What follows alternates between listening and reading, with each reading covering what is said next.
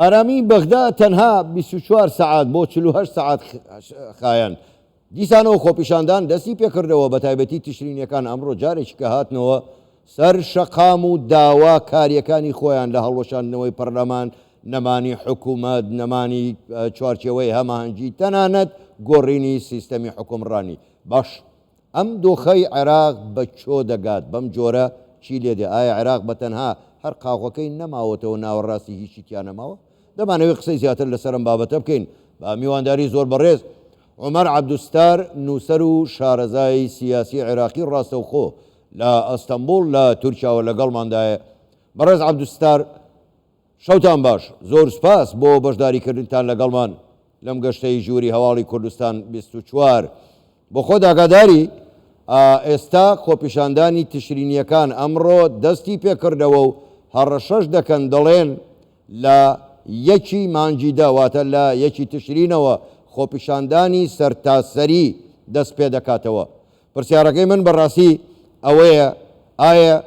خەڵکی عێراق بە گشتی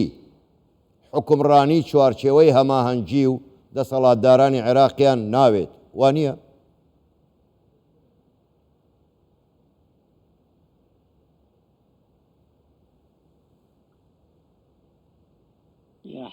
سڵاوتان لێ بێت و ئێوارەتان باش بەڵێ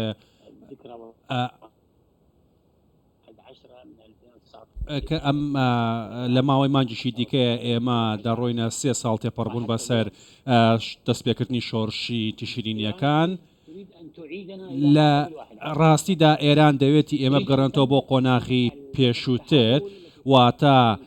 ئەوەی کە لە 2019 ڕوویدا هەمان شت دووبارە بێتەوە ئایانەوێت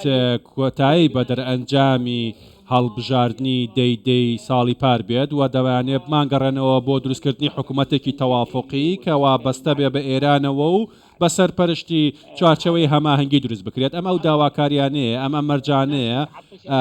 کە ئێران دەوێتی بیخوازێ بەسەر عێراقا و خەڵکی عێراقش تونین بۆەوەی کە سەر بەخۆی خۆیان هەبێت لە بڕیاردی سیاسی بە تایبەتی تشرینەکان کە کۆمەڵێک گەنجن دەخوازن کەوا عێراق خۆی بڕیار دەربێت لە سەر ژیانی سیاسی خۆی بەڵام کێشەی ئەم تشرینیانیان ئەوەیە کەوا تاوەکو ئێستاکە سەکردەیەکیان نییە بەڕێوەوە بەرێت و لە بەرامبەریاندا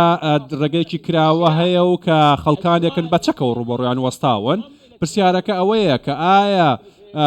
سەدرەکان لەگە تشرینەکانە ڕێک دەکەون و پاڵپشتیان دەکەن بۆ ئەویش تشرینەکان بتوان سەر بکەون یا ئەوە تا لە بەردەم ڕەحمەتی گولەی لایەنە ئێرانیەکان و تشرینەکان لەلایەن ئێرانەکان و چوارچەوەی هەماهەنگی دەمێننەوە و دووبارە دەگەڕێنەوە بۆ 3 ساڵ پێش ئێستاکە کە بە 700 کەسێکیان لێ کوژرا بەڕاستی ئەمە شتێکە کە پێویستە ئێستا سەدر ئەنجام بدە و هەروەها تشرینەکانش دەبێ خۆیان ئامادەکەن بۆ دووبارەکردنەوەی هەر سیناریۆیەکەوا ڕەنگە وەکو ڕابردوو دووبارە بێتەوە بەرامبەریان بۆچی ئێستا داوای ئەوە باش بەڕێز عەبدوستار بەڕای ئێوە باسی مەسەلەیەکی زۆر گرنگتان کرد بەڕای ئێوە کێشەی عێراق لە سیستەمی حکومڕانیدایە یاخود لە عەقڵی ئەوانن کە عێراق بەڕێوە دەبن و وەلایان ئێوە خۆشتان ئاماژەتان پێکرد وەلایان بۆ ئێران هەیە کێشەکە لەوەدایە یا لە سیستەمی حکومڕانی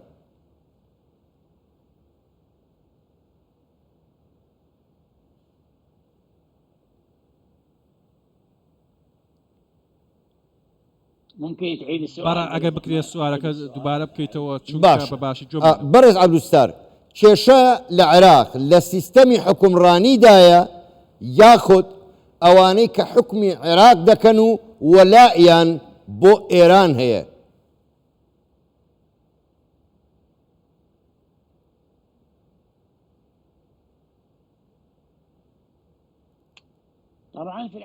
بەڵێ کێشەکە لە عەقڵێتی ئەو خەڵکانەیە کەوا لە عێراقدا حکمڕانی دەکەن لە پاش ساڵی 2003ەوە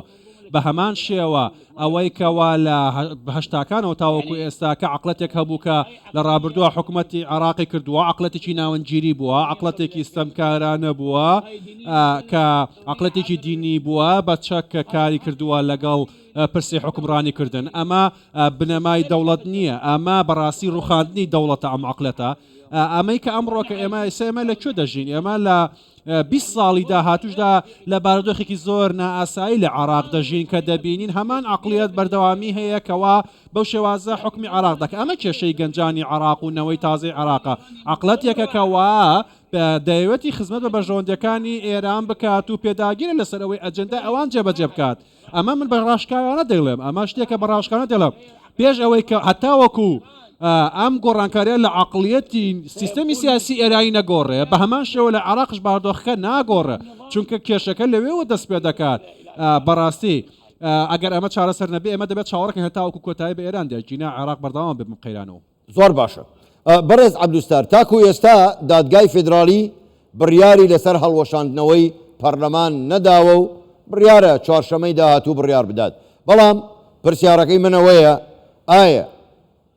بڕیاری دادگای فیدرالی بە هەر بارێکدا بێ بە یەکجاری گڕ لە تەواوی عێراق بەرنادات؟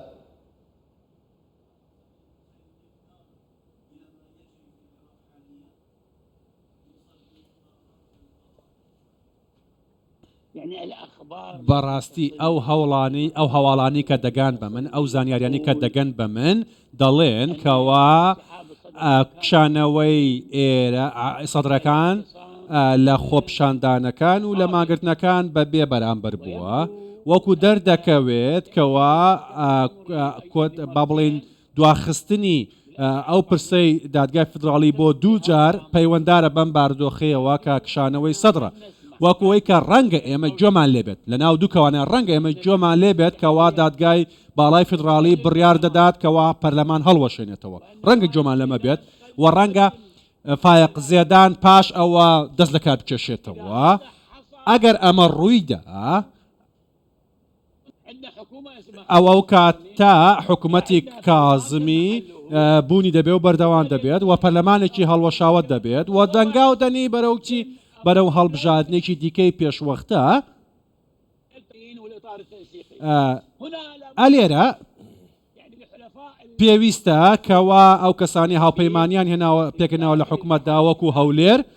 کە پێشترش هاوپەیمانی سێ قۆڵیان دروست کرده بوو و هەروەها وڵاتانی دیکەش دەور و پشت ئێران، ئوردن، مەسر و ئەمریکا پێویستە ئەوانش بێن بە جۆرێک لە جۆکان ڕۆڵ بگێرن لە ئارستی دیبلۆماسی تاوەکو ئەوەی کەوا دووبارە بارودۆخێک پێتە پێشێتەوە کە سەدر و پارتی و سونەکان دەست بکەن بە هەنگاونان بۆ پێکەنانی حکوومەتێکی پێش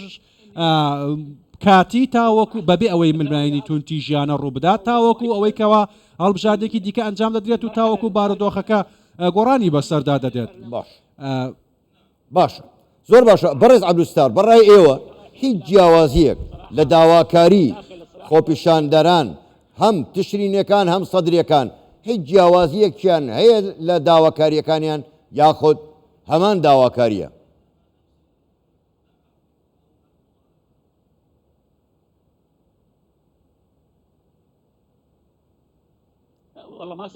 والله پرسیارەکەم جۆلێ نەبوو ئەگەر بۆم دووبارە. زۆر باشە. بەڕێز عەبدولستارە، هەرویستم بزانم بەڕای ئێوە جیاوازی نێوان داواکاری خۆپیشاندەران لەگەڵ داواکاری سەدرەکان هیچ جیاوازیان هەیە یان هەمان داواکاریە؟